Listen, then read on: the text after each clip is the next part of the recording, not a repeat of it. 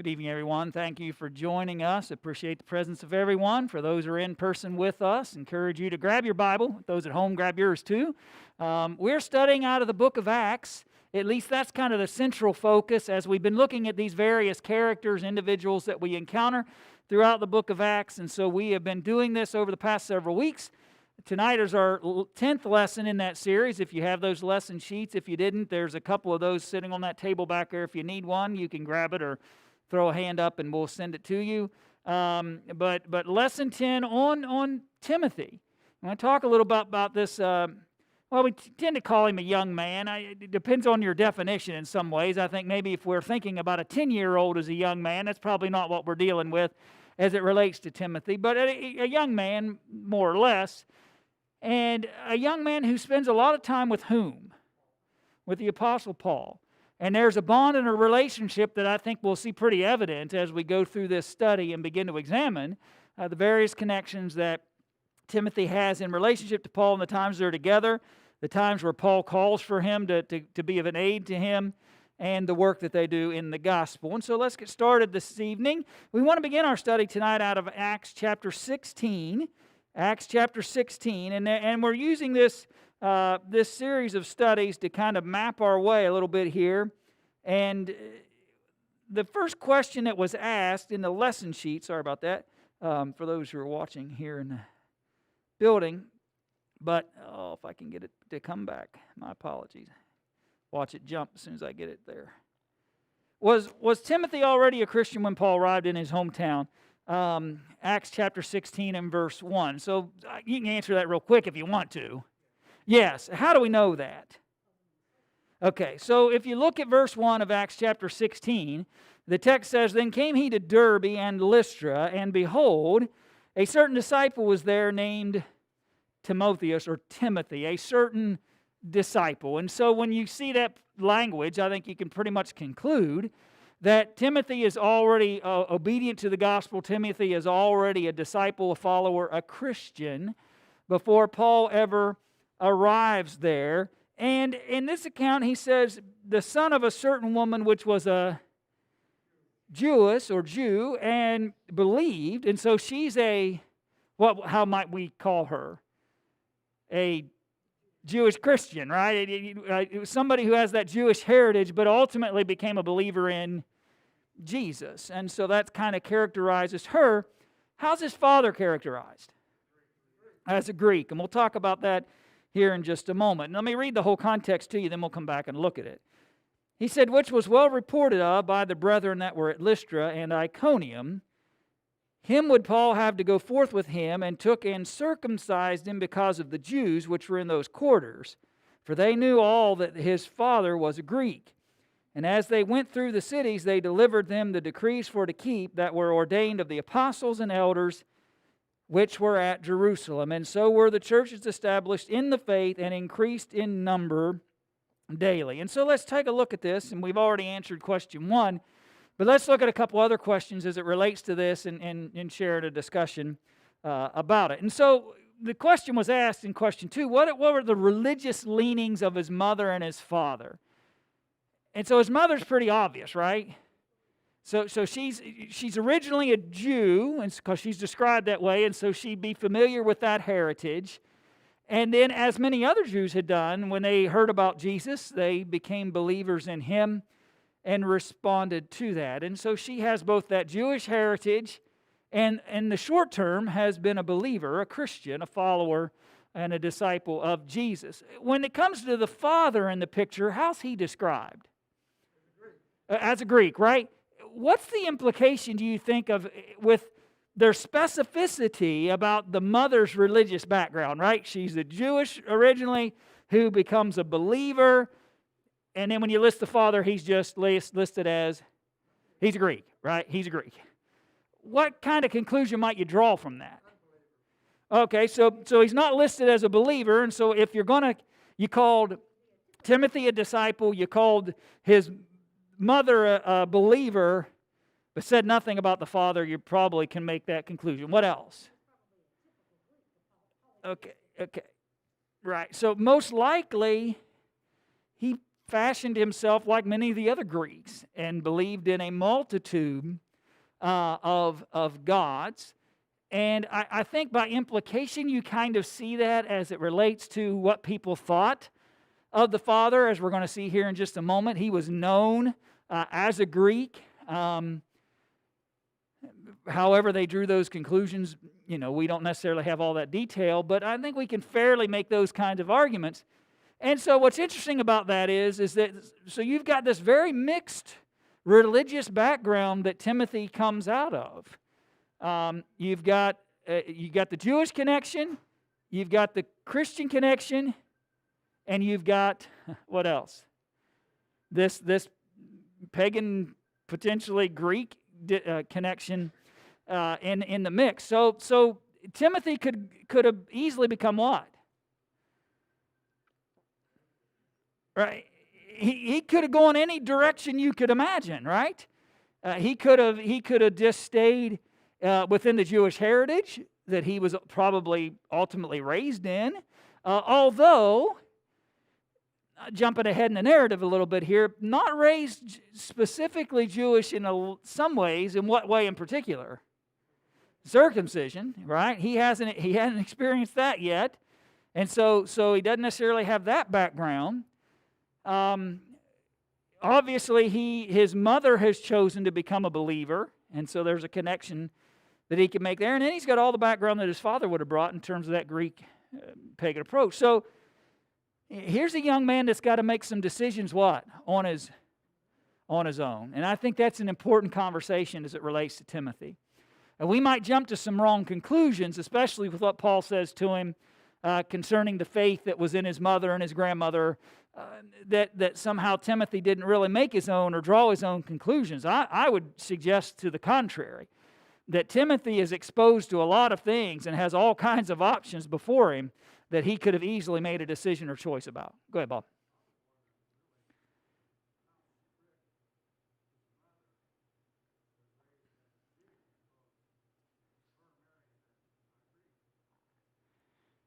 Yeah.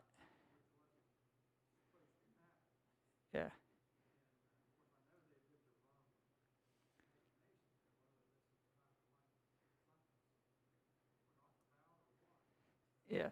It is interesting, and for those who, so that you can hear what Bob was saying, Bob makes the point that it is interesting to consider that maybe his mother wasn't necessarily, what's the word I'm looking for, completely orthodox in her Jewish connections, for the very nature or fact that she did marry somebody of Greek origins, which wouldn't, again, if you were dedicated to the orthodoxy, wouldn't necessarily have been a choice that she would have made. And so from birth, from nationality, if you will, from generic religious background, she's labeled as a Jew who becomes a believer, but yet there's obviously some information here that shows that maybe not necessarily the strictest of senses.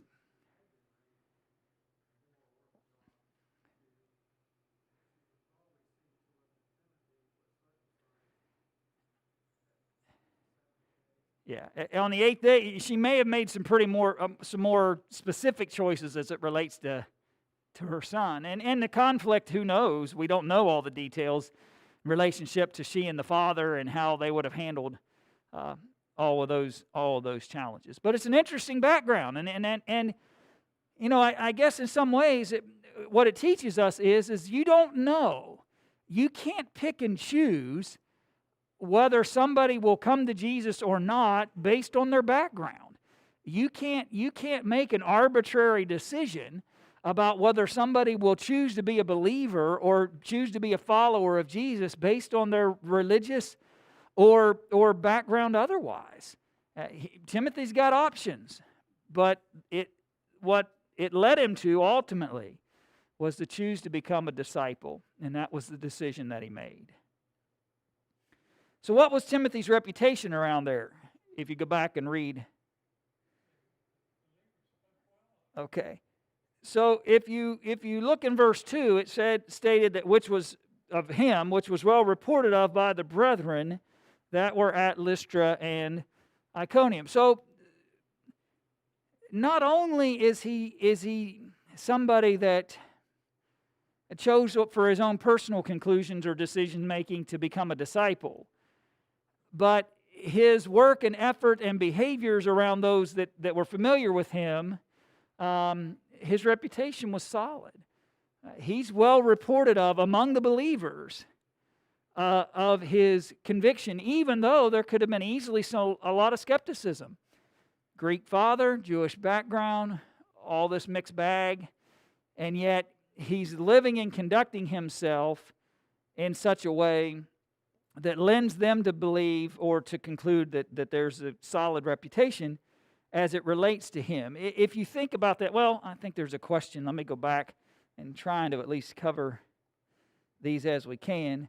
But notice that this question 4 said, what sort of things would give a young man in particular a good reputation? I thought, wow, that's an open-ended question. But so how would he have accomplished that to be well reported of? Okay, his conduct would have led them to that. Okay, potentially the way that he would instruct or teach or the things that he would have to say about being a disciple. Say it one more time, Pam, I'm sorry. Okay, so you're probably going to see a temperance about him and a quality of judgment that maybe isn't necessarily common among youth. Jump into a different text here that's not in the lesson really tonight.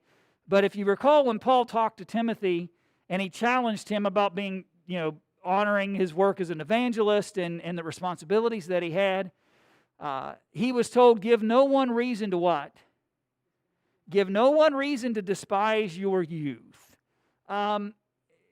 Timothy had made himself of reputation in such a way that those youthful indiscretions that sometimes people just kind of give you a pass on, right? There are a lot of times where folks, and we almost say it, well, they're young. Who's right?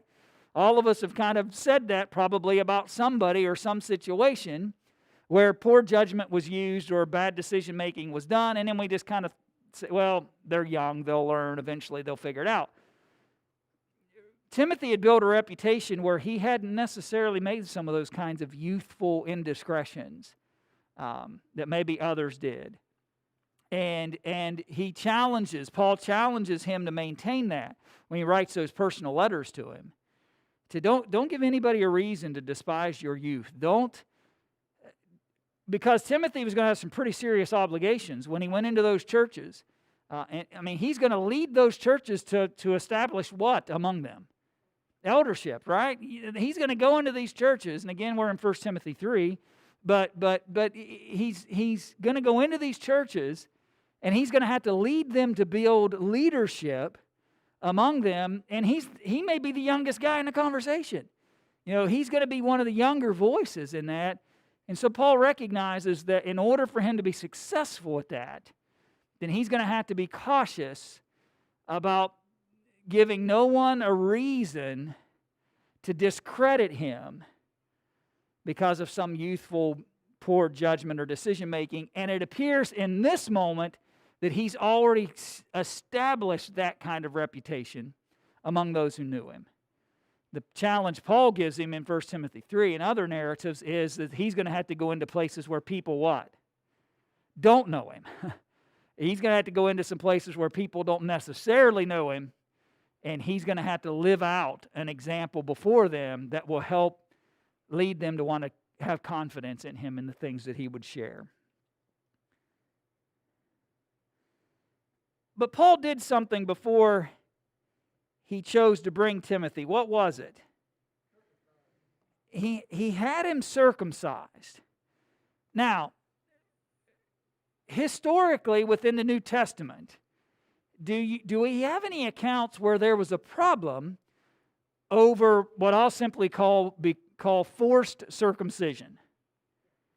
Yes, there was a body of believers that were still holding on to a handful of Jewish laws and basically insisting if you want to be a Christian, here are 3 or 4 or 5 Jewish Old Testament law factors that you need to continue to honor, and circumcision was one of them. And there's some pretty heavy disputes. In fact, back up a couple chapters, right? We're in Acts 16, but just in Acts chapter 15, you see the conversations and challenges over the issues of circumcision and the insistence upon it being necessary to be a believer and a follower of Christ. So if we know, in fact, Paul's part of those discussions, if we know Paul doesn't believe that circumcision is necessary to be a disciple, a follower, a believer in Jesus, then why make Timothy go through this awful experience, put it as mildly as I can? Okay, to help his influence among the Jews.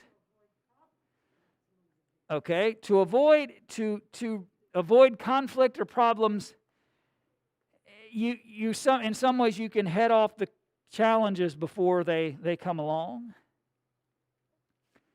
Any other kind of thoughts or reasoning behind that you might think of?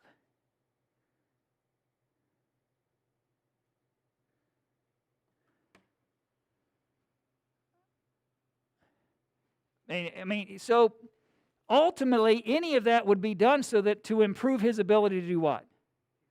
To teach. This isn't about honoring Jewish law. This is about trying to establish a connection. And remember, by the way, there's a reason given in the text. They all knew that his dad was a Greek. They all knew that. And the assumption would be that on the 8th day, is he day 8 years old right now? No, okay? And so what's that tell you? That if they had followed, go back to Bob's original comment a little bit ago, if they had been following strict Jewish law between his mother and Timothy and all these things, what would have happened on the 8th day? He would have been circumcised. So in some senses, did they violate the Old Testament law? Yes, because it happened before when? Before the death, burial, and resurrection of Jesus. He would have been obligated under that Jewish system to be circumcised on the 8th day. And that testament, that Old Testament law, didn't go away till when? Until the day that Jesus dies upon and nails that law to the cross. There's a piece of this in some ways that is kind of erasing that narrative from the conversation so that he doesn't have to defend, right? Now, could you argue that it doesn't matter at this point? Maybe you could, right? Maybe you could and say that now that we're under Jesus, now that he's a believer, and by the way, whose decision was that when he was eight days old? It would have been his parents, right? It wasn't his decision, He's not making that choice at 8 days old. It was his parents' choice. So you could have excused it that way. You could have just said, well, he didn't, he was eight days old. How's he supposed to know what the law is? And his parents were responsible for that, not him. But it seems to be important enough in the eyes of Paul that they can just erase the conversation from the narrative. You need to be circumcised, Timothy. Go ahead, Bob. Yeah. Paul said,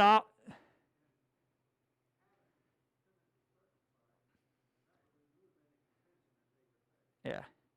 And there was nothing there, and even in the earlier text that dealt with those challenges, the basic understanding was there was nothing in circumcision or nothing in non-circumcision. And so since it means nothing in New Testament law, but if you do it, it'll aid in becoming all things to all men so that you can teach then why not? Now, there's an interesting narrative that Jeff, the writer of this worksheet, brought up. He takes you back to Genesis chapter 34. And I hope, did anybody go back prior to verse 22 to kind of get a sense of what's going on here? Because if you just read verse 22 through 25, you may, and you're not remembering the history, you may be confused by this text and why is it coming up. And let me just briefly give you a quick synopsis of the history. So Jacob has a daughter with Leah. Her name is Dinah. And there's a foreigner by the name of Shechem, whose dad is Hamor. And Shechem falls in love with Dinah. You read the narrative. There appears to be a not good relationship there, but that happens initially. But there's a request comes from Shechem to his dad. Go talk to her dad and get her for me as a wife. And there seems to be a genuine, endearing connection that he has to her. Dinah's brothers find out what's going on. They're not real happy, and the language in the text is that that Shechem has defiled their sister. That's the language in the narrative. And they come in connection now into this conversation about allowing Shechem to marry Dinah. And the request or the stipulation that is made is that if all of those folks, all those Hivites will become circumcised, then we'll let you Hivites come down and marry our daughters, and our daughters can go marry your sons, and we'll trade and we'll do business, and everything will be great. But we need you to become circumcised first if we're going to do this. So what does Hivites do? Bless their hearts. They did exactly that. And then what happened? While they're healing up, for lack of a better term, while they've just had surgical procedures done and they're healing, Jacob's sons go with their men and destroy them. Now, here's I'm trying not to, it's hard sometimes to get into the mind of a writer of somebody else's material, right? Here's where I think Jeff was leading us in this conversation, now that you've got the whole picture of Genesis 34. So what would that tell you if a Jewish group of folks told you, if you'll be circumcised, then all will be well and we'll have a great connection to one another? If you knew this story, what would you believe anybody told you, go ahead and be circumcised? What would your answer be? Not a chance, right? Because I don't trust you. I don't trust that this will be of any advantage or benefit to me. There have been historical documents here that show us that you don't necessarily have confidence that simply because I follow through with doing circumcision, even at a later age, that act is going to appease or create any kind of harmonious connection with people. Now, all that to get to this point. If Timothy is familiar at all, and let me suggest to you that I think that we probably could argue that he most likely is. And I think I could argue that out of what Paul says about him. And remember when he talks about when his mother and his grandmother and the faith that was in them, and from a youth he had learned what? The Scriptures. Well, what's the only Scriptures they had to share with him? The Old Testament. Okay, now, do I know for sure that Timothy knows the story of Jacob and his sons and Shechem and Hamor and Dinah? And no, I don't know for sure that Timothy knows that. But he's familiar with the Scriptures, and he very well may remember this Old Testament story about a group of men who went and were willing to be circumcised to appease the conscience of a Jewish group, and it didn't go so well for them. Now to the question, what's Timothy got to have within him to go through with this if he's familiar at all with that story in Genesis chapter 34?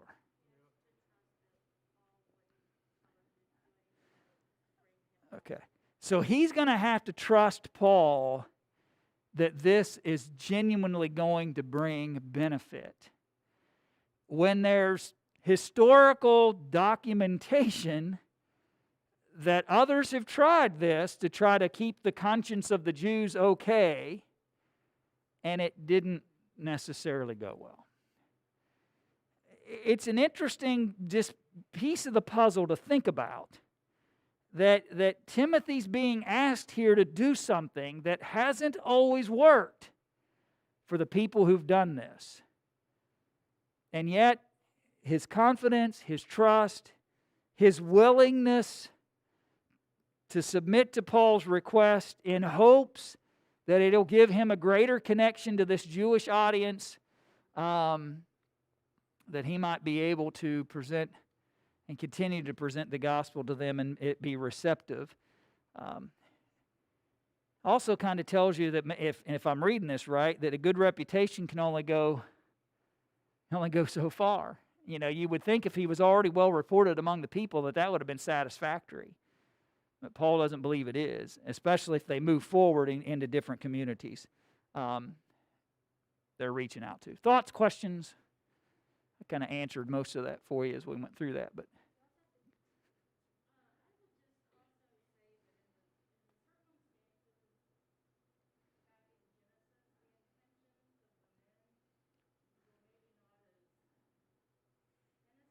yeah.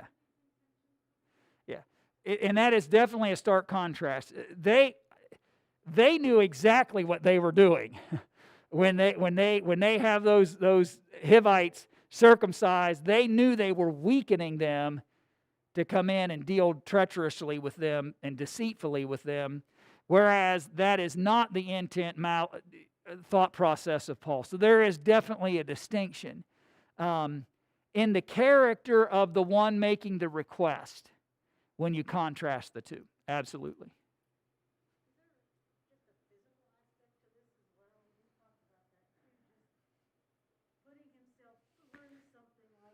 Yeah. Yeah. That personal. Yeah. The humility that he has to go through something that personal and that unpleasant, with the intent of wanting to help promote the gospel. And if this is what it takes, I'm willing to do that. And sometimes I think maybe we don't give him enough credit for what he was willing to sacrifice. Because he could have just argued the point that if circumcision is nothing under the New Testament law, then why am I doing this? And in fact, by the way, there's going to be another point in the life of Paul where he does the exact what? He does the exact opposite. When there are those who accuse him of bringing an uncircumcised individual into the temple, which probably really wasn't as true as they made the claim to be, but Paul does the exact opposite. He doesn't insist that they go be circumcised. It's an interesting, specific situation with Timothy that's going to be of benefit if he does this. Go ahead, Jim. I think that's the only reason to do it is to gain that stronger influence. Go ahead, Bob.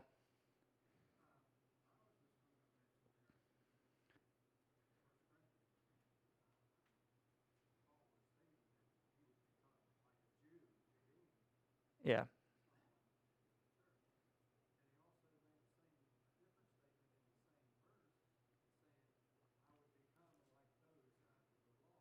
Yeah.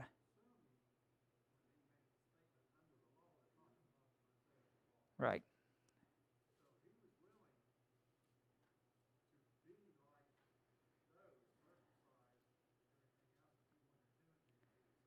Yeah. And I think when you do go back into those narratives that talk about Paul and his willingness to become, if I have to act and behave as one under the law in order to gain an influence to share the gospel, then I'll do that. And so he's carrying that through even with Timothy here as it relates to him. Any other thoughts or questions up to that point? All right. So there's great humility and a great willingness on Timothy's part to do whatever it takes. Question 7 asks, with what words does Paul refer to Timothy in Romans 16:21? Also in 1 Corinthians 16, you see it. Okay, it's a fellow worker. What does that term kind of mean to you? To think about that just for a minute. Okay, shared responsibility. Does Paul think that Timothy's less of a servant of Jesus than he is? No.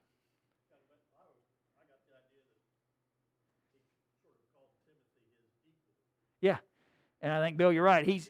When he does that, when he says fellow worker or fellow laborer or worker in the kingdom, as Paul, he's calling him his equal. Paul didn't think of himself too highly. To even look at this young man as one who was equal in the cause and purposes that God had established. Go with me into 2 Timothy chapter 1 for a moment.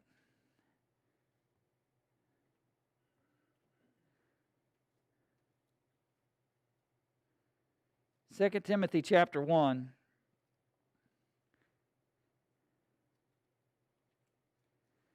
I want you to look at something he writes. This is Paul's second letter to Timothy. Pick up in verse 3. He said, I thank God whom I serve from my forefathers with pure conscience, that without ceasing I have remembrance of thee in my prayers night and day, greatly desiring to see thee, being mindful of thy tears, that I may be filled with joy. When I call to remembrance the unfeigned faith that is in thee, which dwelt first in thy grandmother Lois and thy mother Eunice, and I am persuaded that in thee also. And wherefore I put thee in remembrance that thou stir up the gift of God which is in thee by the putting on of my hands. For God hath not given us the spirit of fear, but of power and of love and of a sound mind. And so let's think about some of these things together for a few moments. So what was it then about Timothy that Paul enjoyed remembering? Okay. His sincere or his unfeigned faith. There's a genuineness about Timothy that just endears him to Paul. Had Paul experienced other fellow laborers that weren't nearly as committed, John Mark jumps to mind, right? But they're not the only ones. He speaks of men like Hymenaeus and Philetus as causing difficulty for him. He speaks of others that created challenge and difficulty in the cause for him, and yet not Timothy. Timothy is thought of fondly. And how had Timothy gained this quality of unfeigned faith? Okay, so he learns it. He's educated by his mother and his grandmother, and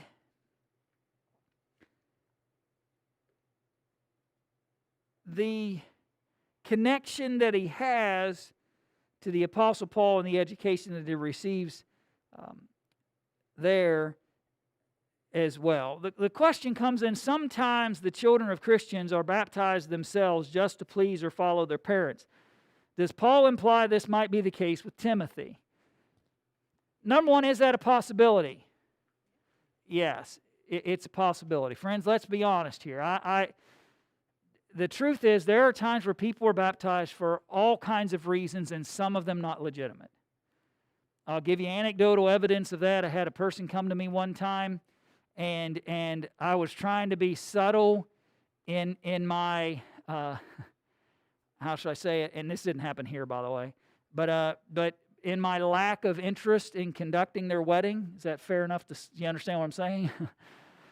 and this was the statement the person made to me. Well, if I let you baptize me, would that change your opinion? So that's an anecdotal evidence of the idea that people will make decisions about baptism sometimes that are unrelated to the legitimate reasonings anyone should choose to die with Christ through baptism.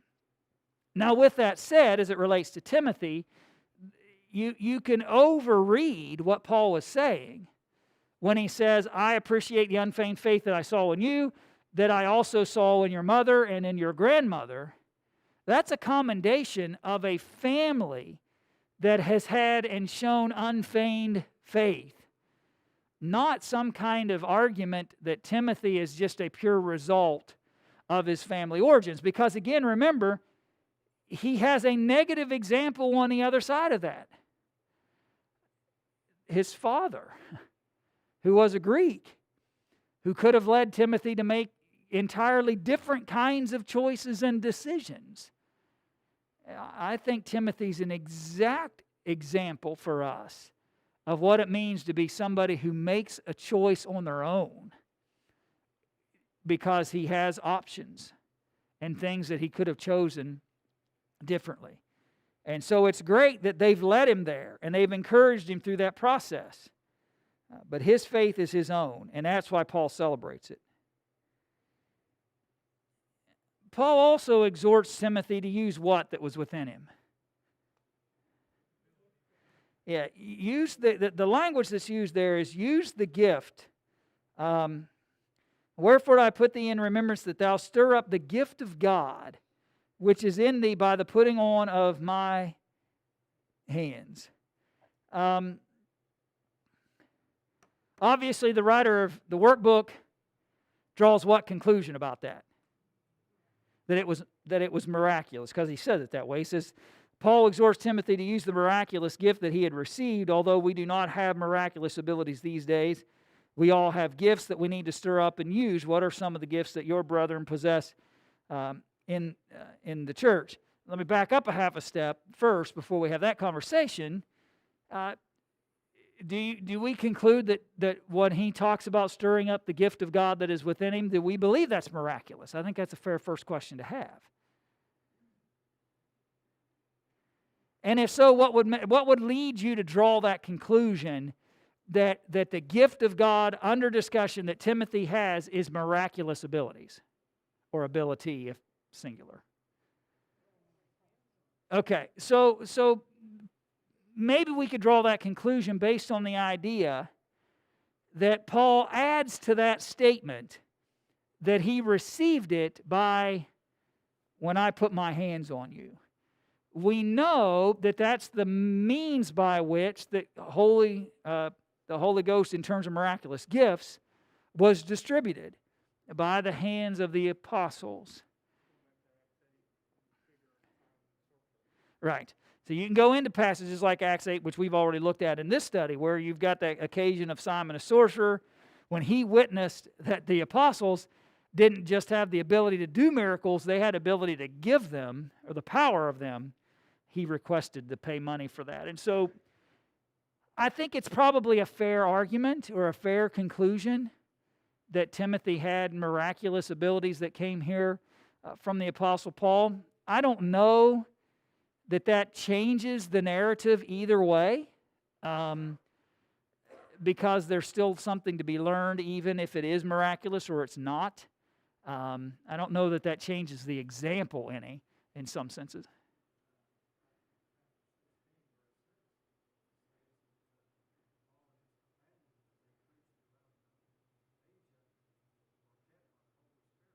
Yeah. And so you see other texts and other thoughts that kind of lead us to draw that conclusion. I think it's a pretty obvious conclusion in relationship to the work and stuff that they would be doing moving forward. That's a fair conclusion.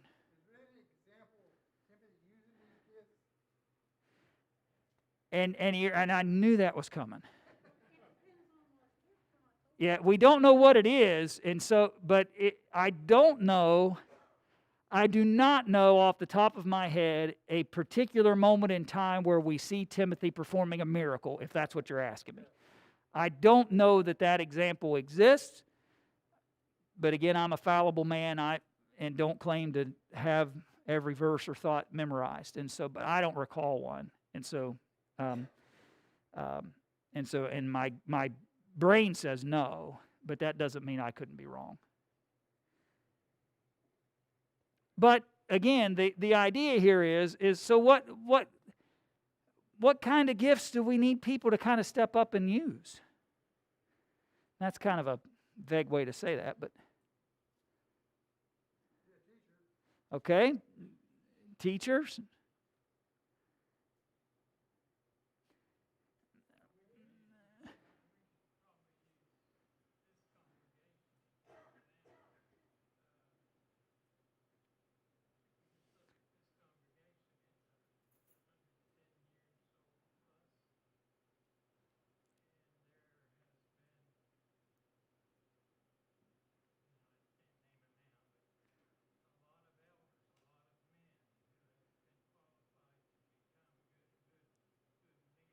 Yeah.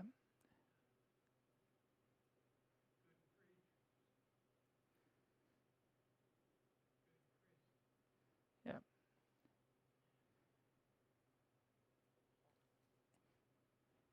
And I think, Gary, what's important about that is to recognize that every church needs every gift and ability that everybody has being used for its cause and purposes. And that's, I think, the greatest lesson here. You have something to offer, whether you believe it or not right now, you do. And sometimes your talents may not be spiritual, by the way, in the truest of senses. Your talents may not lend themselves to certain things. There was a fella. I'll be careful here because I forget sometimes that we're on a World Wide Web. So I try not to frame too many things. I'll tell you a story. I knew a guy, and his gifts and abilities were pretty simple in some ways. He would come and take a young preacher to lunch on a regular basis. To my knowledge, the fella never taught a Bible class, to my knowledge. He never preached any sermons, to my knowledge. Maybe he did at some point, and I'm just not aware of it. But he would come and take a young preacher to lunch on a regular basis. Now you say, well, that doesn't seem to, what kind of impact would that have? I'm still talking about it. That's how much impact it had. I was 19 years old, a long time ago. And I'm still telling you about it because it's still fresh in my mind, the kindness that this man showed to me when I was a 19-year-old young preacher. You don't always know what simple act or service that you're able to render that could have a bigger impact than you could ever imagine. Your talents may not necessarily fit what we traditionally think of as spiritual gifts, certainly not miraculous, and they may not fit within certain church narratives. But they're just as impactful and they're just as meaningful, and we need to do a good job of stirring one another. Well, the Bible talks about, in Hebrews 9, talks about the idea of coming together to stir one another unto love and good works. And so everything that we all bring to the table is important in the process. And every church needs it all. That's what I came out of that question with in my mind, was every church needs everybody bringing your gifts and talents to the table.